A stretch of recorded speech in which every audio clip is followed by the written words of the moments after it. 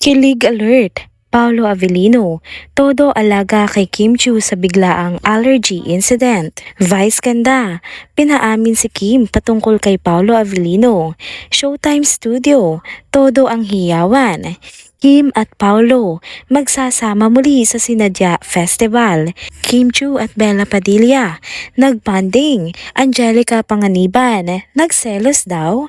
Darren Espanto may say din. Tara, kwentuhan muli tayo.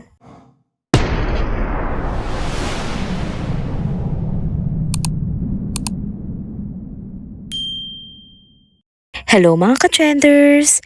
Welcome back muli sa ating channel. Kung bago pa lamang kayo dito, huwag nang kalimutang mag-like, mag-subscribe at i-hit na din ang bell notification para lagi kayong updated sa mga balitang trending at napapanahon.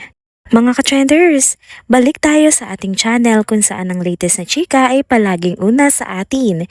Ang focus natin ngayong araw, ang nakakakilig at nakakatuwang tambalan ni na Chinita Princess Kim Chiu at Paolo Avellino. Pero teka, bago natin talakayin ang tungkol sa kanila, umpisahan muna natin ang isang nakakatuwang Instagram post ni Kim Chiu patungkol sa kanyang naging adventures nung isang gabi sa Bel Air, Makati. Sa kanyang IG post, ibinahagi ni Kim ang highlights ng kanyang gabi mula sa kanyang performance hanggang sa nakakatawang bonding moments kasama nga si Bella Padilla. Narito ang caption nga na talaga namang ramdam mo ang saya. About last night. Last night was a blast. Killed it at the show with Bestie at Darren Espanto in the house. Bel Air, you were amazing. Thank you for having us. Ended the night in the best way possible. A catch-up dinner for the soul with Mumsy at Bella. Loved our super fun, spontaneous long talks about anything and everything under the night sky until the early morning. It's such a blessing to have someone you can share everything with, no judgment. Well, maybe just a little. Haha. Love you, Momshi. Pagbiglaan, natutuloy talaga. Haha. Till our next session. Diba mga ka-trenders? Ramdam na ramdam mo ang good vibes at positivity mula kay Kim. Parang gusto mo na tuloy mag-dinner date kasama mga besties mo. At syempre, hindi rin papahuli ang mga kaibigan ni Kim Chiu sa comment section. Narito nga ang kanilang mga nakakaaliw na komento. Sabi ni Darren Espanto, "Ow, the cutest, most amazing bestie bonding in the whole wide world."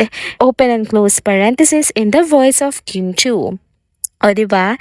Sobrang sweet ni Darren. Kitang-kita kung gano'n nila na-enjoy ang bonding nila noong gabi. Sabi naman ni Angelica Panganiban, sinukuan niyo ako sa isang text. Sinagot naman ito ni Kim ng ha ha ha ha. Sorry na Mamsi, natatawa ako sa sinukuan. Aba, mukhang may pagsiselos na naganap sa mga magbe-bestie ha. Mukhang hindi nga nabigyan ng memo si Angelica at hindi nakasama sa dinner na ito. Sabi naman, komento naman ni Bella Padilla, love you Momsi. Napakasimple pero daman-daman mo ang closeness nila. Madami talaga sa mga netizens ang natutuwa sa friendship ng tatlong ito. Kung tutuusin, parang rare na makakita ng ganitong klase ng barkadahan sa showbiz, hindi ba? Bukod sa comments ng malalapit na kaibigan ni Kim Chiu, mapapansin mo rin na maraming fans na nagpakita ng suporta at pagmamahal sa comment section. Ang daming nagsasabi na ang saya nilang makita ang ganitong genuine na pagkakaibigan.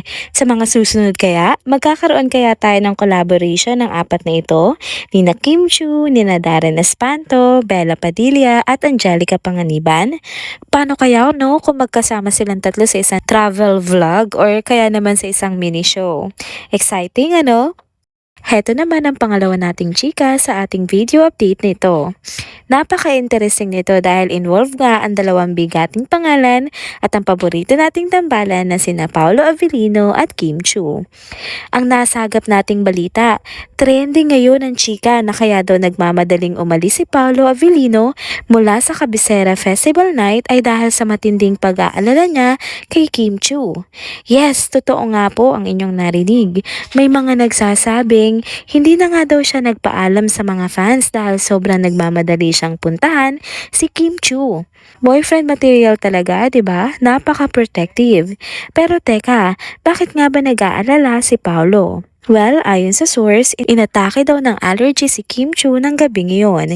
Nangyari ito habang lumabas nga si Kim kasama ang kaibigan niyang si Bella Padilla. At ayon na rin kay Bella, grabe daw ang naging allergy reaction ni Kim kaya hindi na ito nakapasok sa It's Showtime kinabukasan. Imagine mo na lang kung gaano kalala ang nangyari para ma-miss ni Kim ang trabaho niya. Fast forward tayo ulit kay Paolo. Dahil nga sa sobrang concern niya kay Kim, hindi na nga niya naisip ang mag-goodbye sa mga fans sa Cabecera Festival. Talagang ang priority niya that time ay si Kim. Kung ganyan ba naman ang treatment sa'yo ng isang Paolo Avellino, ay ewan ko na lang. Pero good news naman para sa mga nag-aalala kay Kim Chu, kaninang umaga, nag-story na rin si Kim sa kanyang Instagram account na nag-gym na siya. Ibig sabihin, mukhang okay na nga ang kalagayan niya. Hindi lang yan, nakita na rin natin siyang muli sa It's Showtime at as usual, nagdala na naman siya ng good vibes sa madlang people. Ang tanong ngayon, talagang ang may something na between kay Paolo at kay Kim, no? O baka naman super concerned lang talaga ang aktor dahil kaibigan niya si Kim at katrabaho. Pero kung ano man ang totoong relasyon nila, ang mahalaga ay nasa mabuting kalagayan na nga si Kim Chu at nagpapasaya ulit siya ng mga tao. Narito naman ang huling bahagi at nakakatuwang kwento ng mga kaganapan kanina sa It's Showtime. Sa segment nga ng breadwinners ng programa, muling naging highlight ang ating chinita princess na si Kim Chu. Palaging game si Kim sa mga ganap, kaya naman aliw na aliw ang madlang people sa kanya. Habang iniimbitahan ni Kim ang lahat na dumalo sa Sinadya Festival kung saan kasama niya nga si Paolo Avellino, hindi pinalagpas ni Vice Ganda ang pagkakataon na biruin siya. Bilang banat ni Vice, sabihin mo na kay Paolo na I love you. Syempre, todo hiyawan naman at kantsaw ang mga co-host at kaibigan ni Kim sa programa. Kulang na lang kantahan siya ng Uy, Kinikilig. Ang nakakatuwa pa, pabiro pang sinabi ni Vice na jowa na raw ni Kim si Paolo. Napaka-cute nga ng reaction ni Kim, halatang caught off guard at hindi halos makapag-react. Nakangiti na nga lang siya, sabay muling inulit ang imbitasyon niya para sa madlang people na dumalo sa Sinadya Festival bukas ng gabi. Kung tropa mode nga naman ang biroan, walang-walang tatalo sa energy ng It's Showtime family. Bukod sa kwela nilang banter, ramdam na ramdam mo rin yung closeness nila sa isa't isa. Siguradong bukas may bago na naman tayong kwentong kakatuwaan at magiging source ng ating kilig pag nagkasama na nga ulit sina Kim Chu at Paolo Avellino sa nasabing festival. Abangan na lang natin ang susunod na mga kabanata. And that's it mga ka-trenders. Dito na po muna nagtatapos ang ating isa na namang trending video update. Salamat sa inyong pagsubaybay at pagsama sa akin hanggang sa dulo ng video na ito. Pero bago kayo umalis, huwag niyo pong kalimutang mag-like, mag-comment, mag-subscribe at i-hit na rin ang bell notification para lagi kayong updated sa mga litang trending at napapanahon. Kita-kits sa susunod na video. Paalam!